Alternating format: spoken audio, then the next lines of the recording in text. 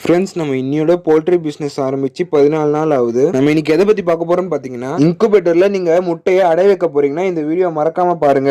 ஏன்னா எந்த மாதிரி முட்டையை வச்சா அதிக ஹேச்சிங் ரிசல்ட் வரும்னு சொல்லிட்டு இந்த வீடியோல சொல்ல போறேன். போன வீடியோல பாத்தீங்கன்னா இன்குபேட்டர்ல தேவையான 3 விஷயத்தை பத்தி சொல்லியிருந்தேன். அந்த 3 விஷயம் கரெக்டா மெயின்டைன் ஆன மட்டும் தான் நம்மளால நல்ல ஹேச்சிங் ரிசல்ட் எடுக்க முடியும். இந்த வீடியோல பாத்தீங்கன்னா ஒரு முட்டை ஹேட்ச் ஆகுமா இல்ல ஆகாதுன்னு சொல்லிட்டு இன்குபேட்டர்ல வைக்கிறதுக்கு முன்னாடியே செக் பண்றது எப்படின்னு தான் சொல்ல போறேன். வாங்க வீடியோக்குள்ள போலாம். இப்ப நீங்க உங்க வீட்டுல இருக்கிற கோழி முட்டையிட்டு அந்த முட்டையை அடை வைக்கிறீங்கன்னா அந்த முட்டையில எண்ணிக்கைக்கு முட்டை இட்டுச்சோ அந்த டேட்டை எழுதி வச்சுக்கலாம். கோழி முட்டையை இட்ட 7 நாளுக்குள்ள அடை வச்சாதான் அந்த முட்டை பொரிக்கும். ஒரு முட்டை 7 நாளை தாண்டிச்சுன்னா அந்த முட்டை பொரிக்கிறது டவுட் தாங்க. இப்ப உங்ககிட்ட கோழி இல்லைன்னா நீங்க ஃபார்ம்ல இருந்து வாங்கி வர முட்டையை எப்படி டெஸ்ட் பண்றதுன்னு சொல்லி காட்டுறேன். நீங்க இதே மாதிரி ஒரு பவுல்ல தண்ணி எடுத்துக்கோங்க. இந்த தண்ணி இருக்க பவுல்ல பாத்தீங்கன்னா எல்லா முட்டையும் வச்சுனே வாங்க. இதுல எந்த முட்டை மிதக்குதோ அந்த முட்டை வந்து பழைய முட்டைங்க. அந்த முட்டையை நம்ம இன்குபேட்டர்ல வச்சா அது பொரிக்கவே பொரிக்காதுங்க. இது இன்குபேட்டர்ல வைக்கிறதுக்கு மட்டும் தான் இல்ல, நம்ம சாப்பிடறதுக்கு கூட இதே மாதிரி முட்டையை தண்ணியில போட்டு செக் பண்ணலாம். ஃப்ரெண்ட்ஸ், நான் இந்த வீடியோ எடுக்கிறதுக்காக ஒரு முட்டையை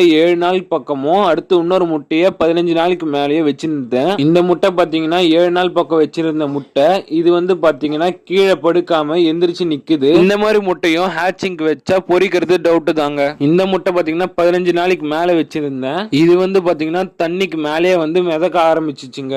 இந்த முட்டையும் பாத்தீங்கன்னா அடைக்கு வச்சாலும் பொரிக்காது.